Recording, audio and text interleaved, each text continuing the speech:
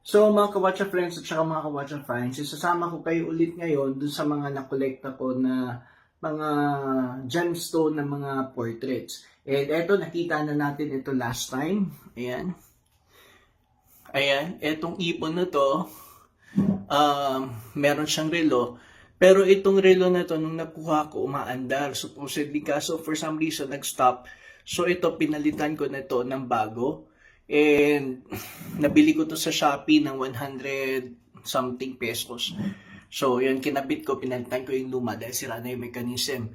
So anyway, ayun makikita yung ibon, gawa sa gemstones. Ito yung carnelian, some tawag ito, citrine, amethyst, aventurine. Ayan, meron tayong white quartz. Ayan, aventurine. Ito dito mga marble ito. Ito naman mga chips ng carnelian. Ayan, meron tayong chips dito ng amethyst. Ayan, okay.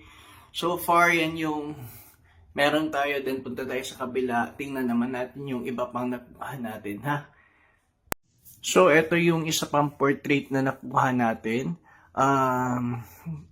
Nakuha ko to more or less mga 7 years na kasi hindi na palagi nakakita ng ganito. Actually, ang nasasayangan ako, meron ako isang portrait ng peacock na ewan ko saan ko naipatong or naitago. Baka nasa mga ilalim ng kama o ano ba. Pero, ayun. Anyway, ito, bamboo naman ito. Tapos yung tawag niya, yung tela niya, lagyan natin ng ilaw para maliwanag. Yung tela niya, parang makinang, ayan o, parang brocade ang ginamit na makinang. Ayan. Tapos, etong finorm na kawayan, ano naman ito, aventurine. Ayan. Ayan. Ayan. Ayan, aventurine yan. And then, lipat tayo sa kabila. Now, ito yung actually, hindi pinaka. Ito yung second sa mga nakuha ko. Ito, gusto ko itong contrast ng kanyang base. Itong blue na ito. Gawa to sa velvet eh. Ayan. Tapos may ibon siya. Ayan. Yung tela nito, almost the same nung nauna kanina. Yung parang, ang tawag nito, parang brocade ang tela na kumikinang siya pag tinatamaan ng ilaw. Kumikislap siya. Ayan, makikita niyo may carnelian, may aventurine. Ayan. Ayan, ito cat's eye, ito na mahaba. Ayan. Then, ayan mga chips ng carnelian at saka quartz. Tsaka ayan, meron siyang lapis lazuli dito sa may leg niya. Ayan. Tapos, may onyx sa may ulo. Then, ito, tawag nito, quartz din yan. Ayan. And pakita ko sa inyo yung last sa mga meron ako. Okay? Ito naman yung pinaka-latest na nakuha ko. Malaki ito eh. Ito naman ay isang crane. Ayan. Ito. Minsan lang kasi talaga makakuha ng ganito sa surplus yan. Although marami naman. Kaso pabilisan ng lalo na pag may mga resellers. Kasi medyo may kamahalan ng bili nito. Ayan. Makikita ninyo. Ayan, meron chips ng tiger eye at saka mga agate. Ayan. Mga aventurine. Ayan, meron rose quartz. Puti lang siya tingnan, pero rose quartz yan.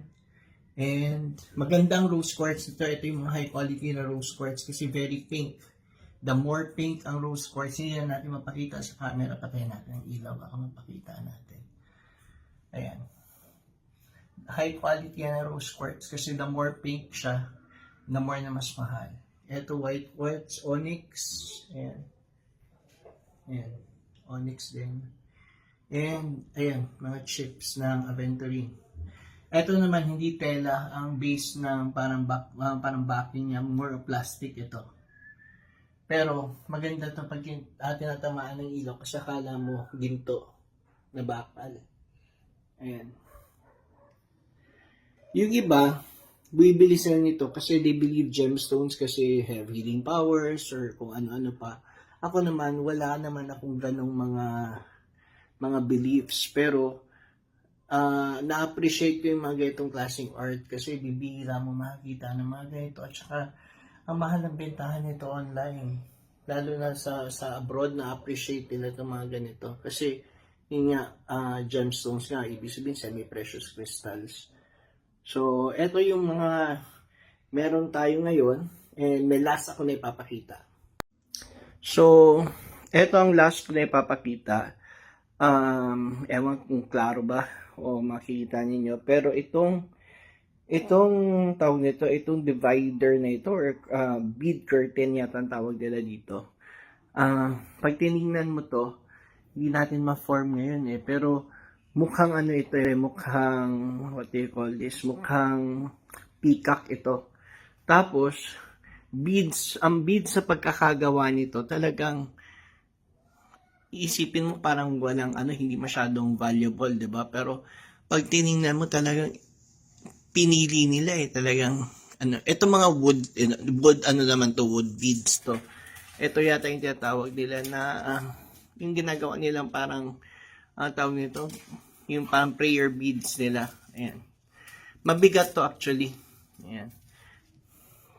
Ito, ayan, akala mo, tawag nito beads yan. Hindi yan beads. Ito yung mga tinatawag nilang bloodwood. Makikita mo pag umaaraw, halos kumikinang siya. Parang lumulusot yung ilaw sa bato niya. Ayan. Pero these are wood. Okay? Ayan. Talagang masusi yung pagkakagawa para maging disenyo siya. Ito isipin mo plastic pero hindi to plastic. Talagang kiniskis na kahoy. Ayan. So far, ayan. Ito yung last na ipapakita ko. Ang ganda nito in real. Pero hindi lahat kasi nakaka-appreciate ng mga ganito So, yun lang muna sa ngayon. Kwentuhan ko pa kayo ng ibang mga nakuha kong good to find items na mga nasa galing Japan surplus. Mahaba to. Mga mga almost 1 inch na lang ang layo sa floor.